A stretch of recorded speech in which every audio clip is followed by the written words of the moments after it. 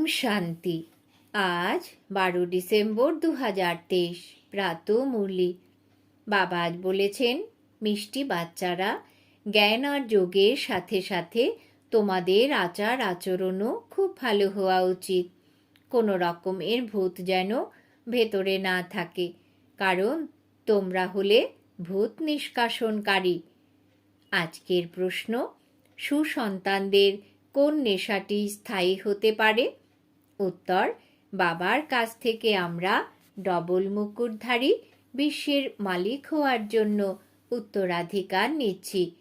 এই নেশা সুসন্তানদেরই স্থায়ী থাকতে পারে, কিন্তু কাম ক্রোধের ভূত অন্তরে থাকলে এই নেশা থাকতে পারে না। এমন বাচ্চারা বাবার রিগার্ডও রাখতে পারে না। সেই জন্যই প্রথমে ভূতকে তাড়াতে হবে, নিজের অবস্থা মজবুত করতে হবে। গীত, কে এসেছে আমার মনের দ্বারে? ওম শান্তি। এর অর্থ তোমরা বাচ্চারা ছাড়া আর কেউ বুঝতে পারবে না। সেটাও নম্বর ক্রমানুসারে, পুরুষার্থ অনুযায়ী। কেননা পরমপিতা পরমাত্মার স্থূল বা সূক্ষ্ম চিত্র তো নেই। সূক্ষ্মরূপে 3 জন দেবতা আছেন। ওদের মধ্যেও সবচাইতে সূক্ষ্ম হলেন পরমাত্মা। ইনি হলেন পরমপিতা পরমাত্মা। এটা কে বলে? আত্মা বলে। পরমপিতা পরমাত্মাকে পরম আত্মা বলা হয়। লৌকিক পিতাকে আত্মা পরমপিতা বলা যায় না। যখন পারলৌকিক পরমপিতা পরমাত্মাকে স্মরণ করে, তখন তাকে বলা হয় দেহী অভিমানী অবস্থা। যখন দেহ অভিমান অবস্থা, তখন দেহের সাথে সম্পর্ক বাবাকে স্মরণ হয়। উনি তো আত্মার সম্পর্কে বাবা। সেই বাবা এখন এসেছেন। আত্মা বুদ্ধি দিয়ে জানতে পারে। আত্মার মধ্যে বুদ্ধি আছে, তাই না? সুতরাং পরম পিতা পরমাত্মা নিশ্চয়ই পারলৌকিক পিতা প্রমাণ হয়। তাকেই ঈশ্বর বলা হয়। বাবা এখন এই প্রশ্নাবলী তৈরি করেছেন। এর উপরে তোমরা বাচ্চাদের বোঝানো সহজ হবে। যেমন ফর্ম পূরণ করানো হয়, তেমনি প্রশ্ন জিজ্ঞাসা করতে পারো। যিনি প্রশ্ন করেন তিনি নিশ্চয়ই নলেজফুল, সুতরাং তিনি অবশ্যই টিচারই হবেন। আত্মাই শরীর ধারণ করে এবং অর্গানস দ্বারা বোঝে। সুতরাং বাচ্চাদের সহজ করে বোঝানোর জন্য এটা তৈরি করা হয়েছে। কিন্তু জ্ঞান শোনানোর জন্য বাচ্চাদের স্থিতি খুব ভালো হওয়া উচিত। যদিও কারোর মধ্যে খুব ভালো জ্ঞান আছে, যোগও ভালো, কিন্তু সাথে সাথে চাল চলনেও ভালো হওয়া উচিত। দৈবী চলন তারই হবে যার মধ্যে কাম ক্রোধ লোভ মোহ অহংকারের ভূত থাকবে না। এগুলো হলো বড় বড় ভূত। বাচ্চারা, তোমাদের মধ্যে কোনো রকম ভূত থাকা উচিত নয়। আমরা ভূতকে বের করে দেই। অশুদ্ধ আত্মা যারা ঘুরে বেড়ায় তাদেরই ভূত বলা হয়। ভূতকে যারা বের করে দেয় তারা ওস্তাদ হয়। এই 5 বিকার রূপী ভূতকে পরমপিতা পরমাত্মা ছাড়া আর কেউ বের করতে পারে না। সবার ভূতকেই বের করে দিতে পারেন একজনই। সবার সদ্গতি দাতাও একজন। রাবণ থেকে লিবারেটও করেন একজন। রাবণ হচ্ছে সবচেয়ে বড় ভূত। বলাও হয় এর মধ্যে ক্রোধের ভূত আছে, এর মোহ আর অশুদ্ধ অহংকারের ভূত আছে। সবাইকে এই ভূত থেকে ছাড়িয়ে আনেন লিবারেটর পরম পিতা পরমাত্মা একজনই। তোমরা জানো এই সময় সবচেয়ে শক্তিশালী হলো খ্রিস্টানরা। ওদের ইংরেজি ভাষাও খুব ভালো। যারা রাজা হয় তারা নিজেদের ভাষাতেই রাজত্ব চালায়। দেবতাদের ভাষা কেউ জানে না। আমার বাচ্চারা আগে সব কিছু এসে বলতো, অর্থাৎ ট্রান্স থেকে ফিরে এসে বলতো। 2-4 দিন ধ্যানে থাকতো। কোনো বুদ্ধিমান সন্দেশী হতে হবে যিনি ওখানকার ভাষা এসে শোনাবেন। তোমরা বাচ্চারা সবাইকে ভারতের কাহিনী শোনাও। ভারত শতপ্রধান ছিল, এখন তমপ্রধান হয়ে গেছে, পূজ্য থেকে পূজারী হয়ে গেছে। ভারতে অনেক দেবতাদের চিত্র আছে, অন্ধশ্রদ্ধা নিয়ে পূজা করে, তাদের বায়োগ্রাফি সম্পর্কে জানে না। আমরা সবাই অ্যাক্টর, সুতরাং ড্রামার ডাইরেক্টর আদিদের জানা উচিত। সেই জন্যই প্রশ্নাবলী তৈরি করা হয়েছে। পোপকেও লেখা উচিত। আপনি ফলোয়ার্সদের বলছেন এই বিনাশের জিনিস বন্ধ করো, কিন্তু আপনার কথা কেউ মানছে না কেন? আপনি তো সবার গুরু, আপনার তো অনেক মহিমা, তবুও কেন শোনে না?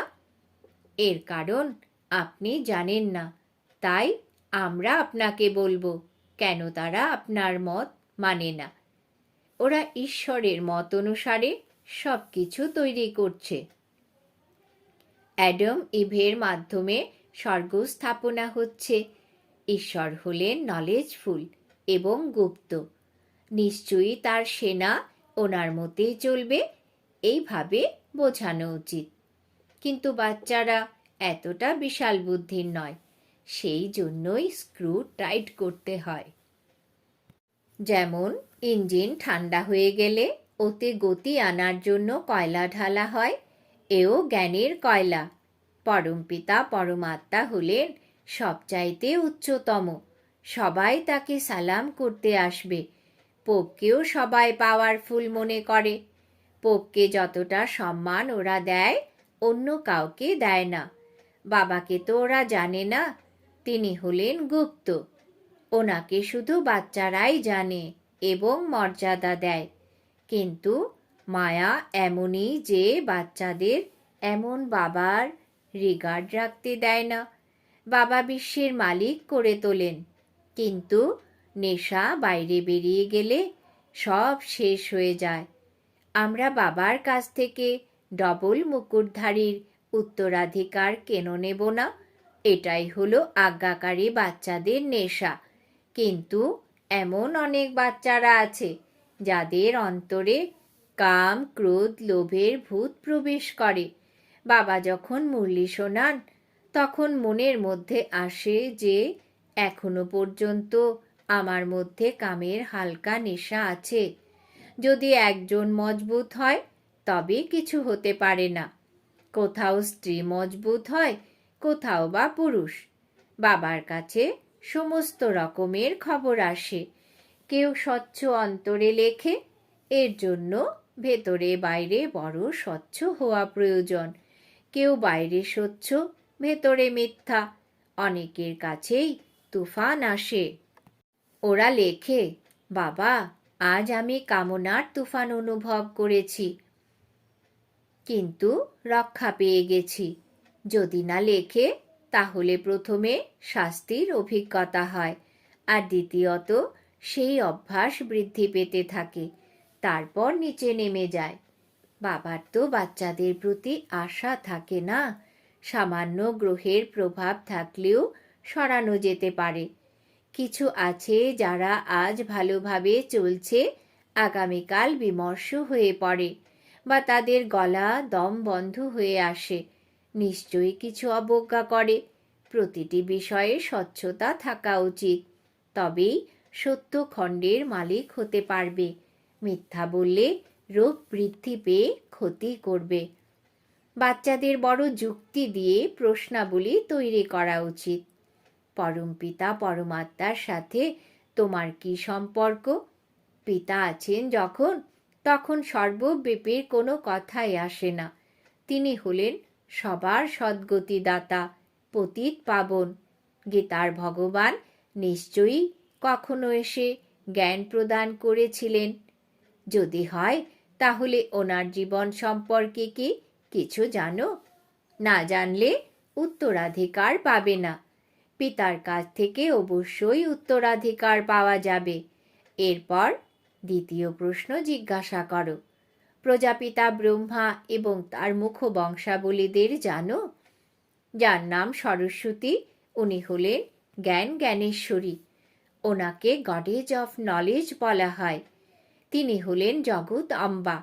নিশ্চয়ই ওনার সন্তানও থাকবে, বাবাও থাকবেন। তিনি তো নলেজ দিয়ে থাকেন। এই প্রজাপিতা আর জগদম্বাকে, ওনাকে সম্পদের দেবীও বলা হয়। এই সময় তিনি জ্ঞানের দেবী নন। এই ব্রহ্মা সরস্বতী রাজরাজেশ্বরী হন। সুতরাং তাদের বাচ্চারাও নিশ্চয়ই স্বর্গের মালিক হবে। এখন এই সময় হলো সঙ্গম, কুম্ভ। ওই কুম্ভের মেলায় দেখো কত কি হয়। ভক্তিমার্গের পথে এর অর্থ, আর এখানে এর অর্থের মধ্যে দিন রাতের পার্থক্য রয়েছে।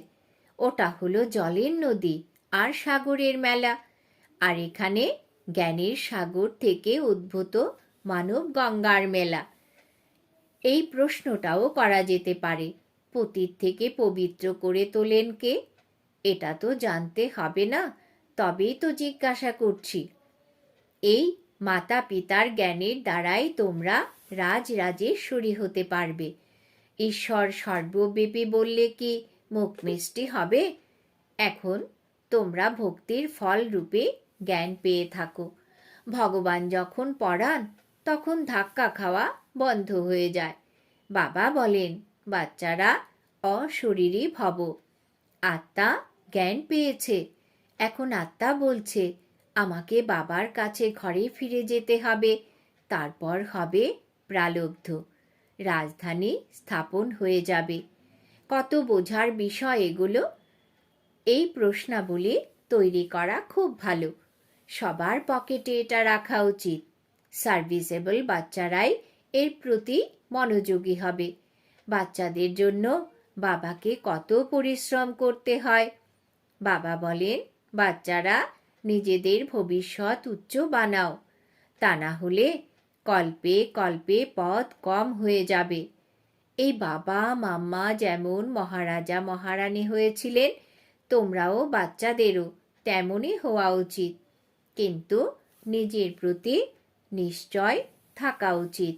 রাজার মধ্যেও অনেক শক্তি থাকে। ওখানে তো শুধুই সুখ আর সুখ। আরও অন্যান্য রাজা, যারা রাজা হয়, তারাও ঈশ্বর অর্থে দান পুণ্য করার ফলেই রাজা হয়। রাজার অর্ডারেই সমস্ত প্রজা চলে। এই সময় ভারতবাসীদের কোনো রাজা নেই, পঞ্চায়েত রাজ্য এটা। সুতরাং কত কমজোরি হয়ে গেছে। বাবা জানেন অনেক বাচ্চাদের তুফান আসে, কিন্তু ওরা খবর দেয় না। বাবাকে লেখা উচিত যে এরকমের তুফান আসে, আপনি পরামর্শ দিন। বাবা পরিস্থিতি দেখে পরামর্শ দেবেন। নিজেরাও লেখে না, না কেউ তাদের সাথী খবর দেয় যে বাবা আমাদের সাথীর এই অবস্থা হয়েছে। বাবাকে তো খবর দেওয়া উচিত। আচ্ছা, মিষ্টি মিষ্টি হারানিধি বাচ্চাদের প্রতি মাতা পিতা বাপদাদার স্মরণের স্নেহসুমন আর সুপ্রভাত। আত্মাদের পিতা তার আত্মারূপী বাচ্চাদেরকে জানাচ্ছেন নমস্কার। আমরা আত্মারূপী বাচ্চারা আমাদের মাতা পিতা বাপ দাদাকেও জানাই স্মরণের স্নেহসুমন, সুপ্রভাত, নমস্কার। এখন রয়েছে রাত্রি ক্লাস। তারিখ হল 11/1/1969।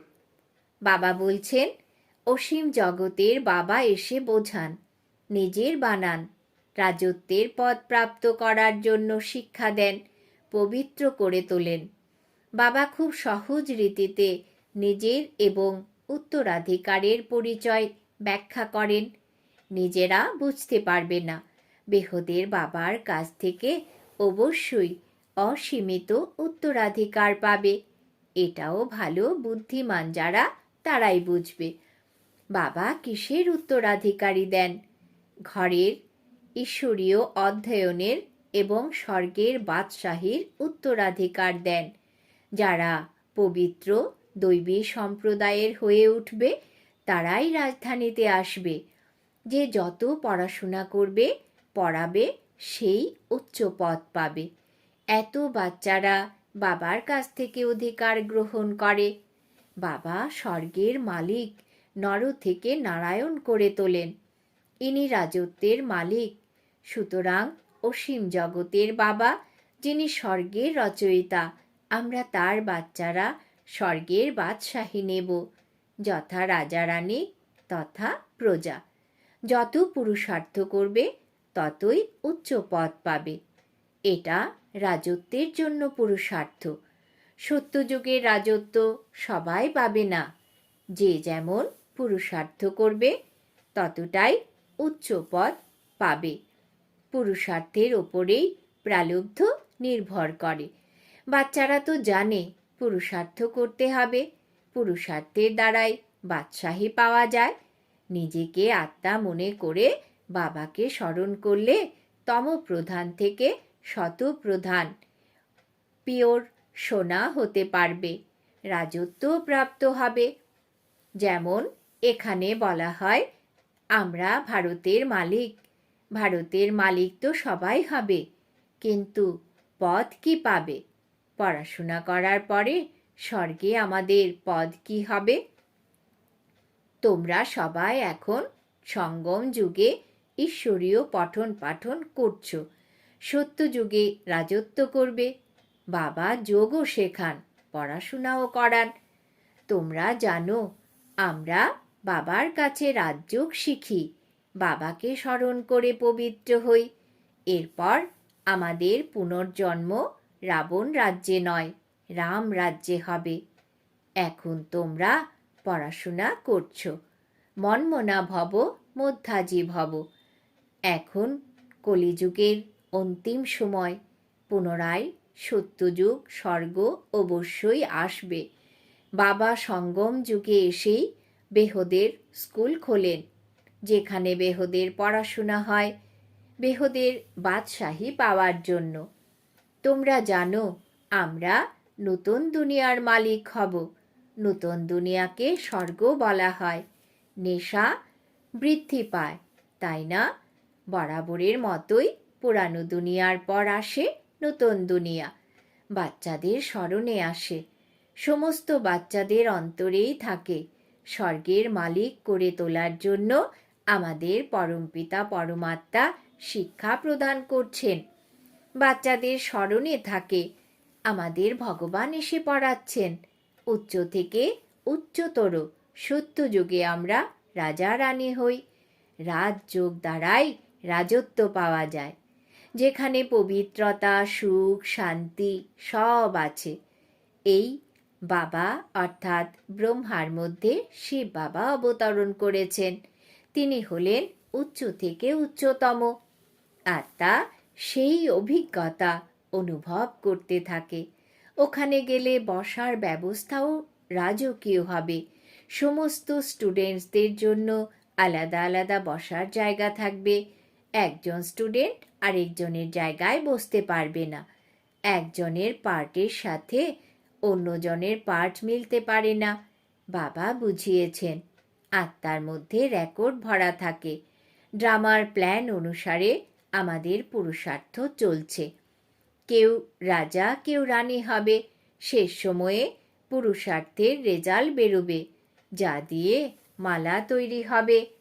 উচ্চ নম্বর পাবে যারা, তারা অবশ্যই বুঝতে পারবে। মারা যাওয়ার পর বোঝা যায় আত্মা গিয়ে কর্ম অনুসারে দ্বিতীয় জন্ম নেবে। ভালো কর্ম করবে যারা, তাদের জন্ম হবে যোগ বল দ্বারা। পুরুষার্থ না করলে পদ তো কম পাবে। এভাবে এভাবে বিচার করলে খুশি অনুভব হয়। যে যেমন মহারথী হবে তার তেমনই মহিমা হবে। সবারই মুরলির জ্ঞান শোনানো এই রকম হবে না। এক এক জনের মুরলির জ্ঞান এক এক রকম। এটাও ড্রামায় নির্ধারিত। এখন বাচ্চারা কর্মের প্রতি মনোযোগী। বাবা বা মা যেমন করবে বাচ্চারাও সেটাই শিখবে। এখন তোমরা শ্রেষ্ঠ কর্ম করছো। সার্ভিস দেখে বোঝা যায়। মহারথীদের পরিশ্রম লুকিয়ে রাখা যায় না, বুঝতে পারা যায় কে উচ্চ পদ পাওয়ার জন্য পরিশ্রম করছে? সব বাচ্চাদেরই সুযোগ আসে। উচ্চ পদ পাওয়ার জন্য মনমনা ভব লেসন অর্থসহ পেয়েছ। বাচ্চারা জানে গীতা জ্ঞান নলেজফুল বাবা স্বয়ং এসে দেন, সুতরাং তিনি অ্যাকুরেট নলেজই দেবেন। এরপর নির্ভর করছে ধারণার উপর। যা শুনছে সেটা প্র্যাকটিক্যালে আসতে থাকতে হবে। ডিফিকাল্ট কিছু নয়, বাবাকে স্মরণ করা আর চক্রকে জানতে হবে। এটা হলো অন্তিম জন্মের পঠন পাঠন, যা পাশ করে নতুন দুনিয়ার সত্যযুগে চলে যাবে। গায়ন আছে নিশ্চয়ের মধ্যে বিজয়। সুতরাং প্রীত বুদ্ধির বাচ্চারা বুঝতে পেরেছে যে ভগবান এসে আমাদের পড়াচ্ছেন। বাচ্চারা জানে আমাদের আত্মা ধারণা করে, আত্মা এই শরীর দ্বারা পড়াশুনো করে, চাকরি করে, এটাই বোঝার বিষয়। বাবাকে স্মরণ করে, কিন্তু তারপর মায়ার আবরণ বুদ্ধির যোগ ছিন্ন করে দেয়। সেই জন্যই মায়া থেকে সাবধান হতে হবে। যত এগিয়ে যাবে ততই তোমাদের প্রভাব বিস্তার করবে, আর খুশির মাত্রাও বৃদ্ধি পেতে থাকবে। যখন নতুন জন্ম নেবে অনেক অনেক শো করবে, অর্থাৎ প্রত্যক্ষ করবে। আচ্ছা, মিষ্টি মিষ্টি আত্মারূপী বাচ্চাদেরকে আত্মিক বাপদাদার স্মরণের স্নেহ সুমন আর গুড নাইট। আমাদের অতি প্রিয় বাবাকেও নমস্কার। ধারণার জন্য মুখ্য সার। 1 নম্বর, ভেতরে বাইরে স্বচ্ছ থাকতে হবে। সত্য হৃদয় দিয়ে বাবাকে নিজের খবর দিতে হবে, কিছুই লুকানো উচিত নয়।